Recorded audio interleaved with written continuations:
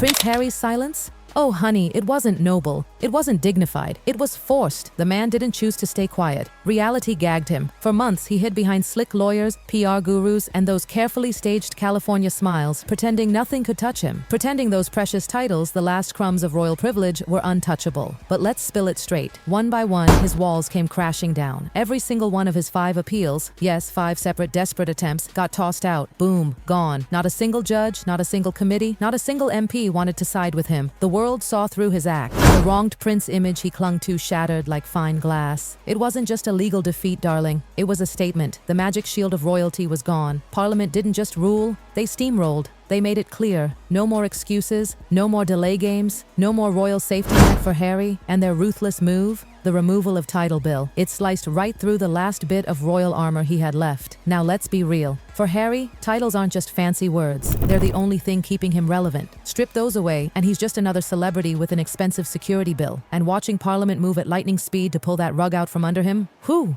That humiliation must have stung harder than any tabloid headline. But wait, the embarrassment didn't stop there. Oh no, they hit him with something nastier. A brutal, cold financial blow. Parliament demanded he cough up $500,000 in unpaid tax. And here's the kicker, within just 48 hours. Can you imagine? The man who flaunted luxury mansions, flew private, and posed like Hollywood royalty was suddenly stripped bare by a ticking financial bomb. And let's not sugarcoat it. This wasn't about money alone. It was symbolic. The deadline screamed, "You are not untouchable anymore, Harry." No Netflix deal, no celebrity handshakes, no Oprah special could save him from that taxman's knock. It was the ultimate reminder. You walked away from royal duty. Now pay the real-world price of independence. For the public, the whole drama was delicious. For Parliament, it was strategic. They rejected his appeals, pushed through the title-stripping bill, and slapped him with $500,000 in taxes in one sweeping move. It was like tearing away his crown and tossing a bill on his lap in the same breath. And just like that, Prince Harry wasn't a prince anymore. He was a man exposed. Not the exiled hero he wanted us to see, but a figure clinging to the perks of royalty while dodging the responsibility. A man wanting the benefits without the burden. Parliament's message? Game over. Here's the tea. Harry thought he could spin this into another poor me saga. He tried. Oh, he really did. His tone turned defensive, desperate, and almost laughably unconvincing. He wanted the public to see him as a victim of cruel lawmakers. But let's be honest, no one was buying it anymore. People weren't sympathetic. They were exhausted. For years, the public gave him chances, believing his whole "I want freedom, I want independence" narrative. They thought he left Britain to build something new, something meaningful. But what did they actually see? Not growth, not purpose, just endless whining and clinging to those same royal perks he claimed he didn't want. And every appeal he filed, it didn't look noble, it looked spoiled, like a kid stomping his feet because the adults told him no. That's why when his final appeal got tossed out, people didn't gasp. They cheered. It felt like the end of a tiresome charade. Parliament's firm stance wasn't seen as harsh, it was seen as overdue. Suddenly, Harry wasn't the wrong prince anymore. He was the guy who thought rules didn't apply to him. And public opinion, darling, is brutal. Once it hardens against you, there's no Hollywood script that can soften it again. Now let's peek behind those tall gates in Montecito. On Instagram, it looks like a fairy tale, lush lawns, endless sunshine, Meghan glowing in designer silks. But the reality? It's darker. The finances don't add up. Harry and Meghan's deals with Netflix and Spotify were flashy, yes. But here's the ugly truth. Those weren't golden geese, they were one-time contracts. And their lifestyle? Oh, it bleeds money. Private security alone drains millions every year. Mansions like theirs don't maintain themselves. And trust me, California property taxes aren't forgiving. Add in private jet jaunts, staff salaries, and Meghan's taste for luxury, that's a financial bonfire burning night and day. So when Parliament slapped him with that $500,000 tax bill, it wasn't just a slap, it was a test. If he were truly as wealthy and stable as he pretends, $500,000 would be pocket change. But the panic it exposed, that said everything. His so-called independence isn't sturdy, it's fragile, a house of cards swaying in the breeze. For years, whispers of money trouble followed him. Now, it's not whispers, it's headlines. That looming shadow of bankruptcy, no longer just gossip. It's a very real possibility staring him down. Darling, this wasn't just politics. This was a masterclass in humiliation.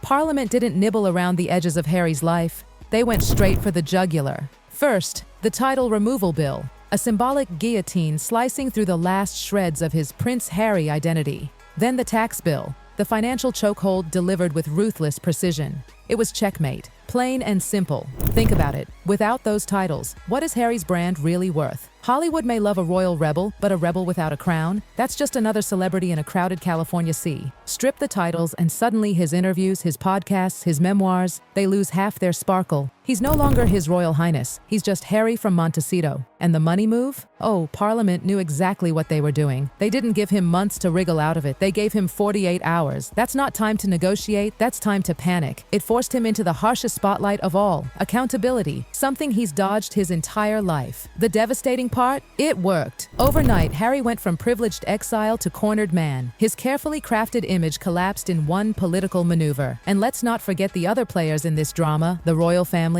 King Charles, Prince William, even Princess Anne, who usually can't keep her sharp tongue quiet. Silence. Complete, calculated silence. And don't be fooled, this wasn't indifference, it was strategy. Their silence was louder than any public statement could have been. By keeping quiet, they sent the message crystal clear. We're done. We're not rescuing him. He made his bed. Let him lie in it. Can you imagine how that must have felt for Harry? For a man who built his entire brand on the narrative of being rejected by the institution, to now watch that same institution wash its hands of him completely? Ouch. That silence cut deeper than any headline. Behind palace walls, the royals likely exhaled. They didn't have to get their hands dirty. Parliament did the work for them. All Charles and William had to do was sip their tea, keep their lips sealed, and let Harry unravel publicly. Cold? Absolutely. Effective? Without question. For Harry, though, this was the cruelest betrayal, because in his mind, surely there was still a lifeline. Surely his father, his brother, his family would one day pull him back in. But this silence screamed, no. We're finished for years. Harry dined out on one story. I was forced out.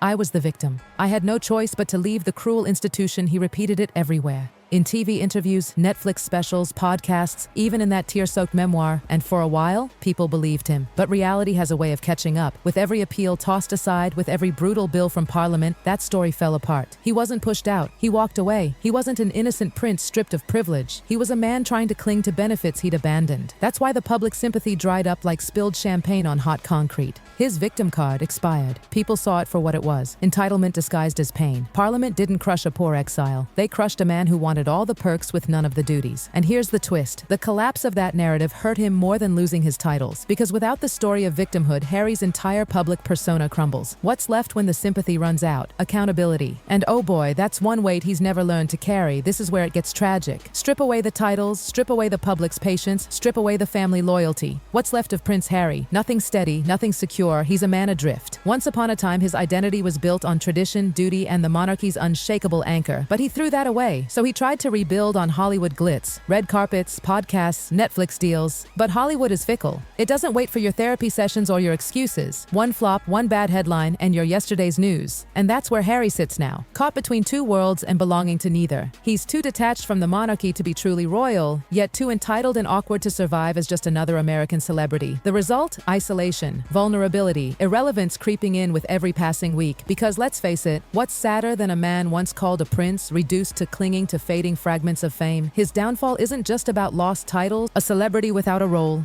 a man without the anchor of responsibility to hold him steady.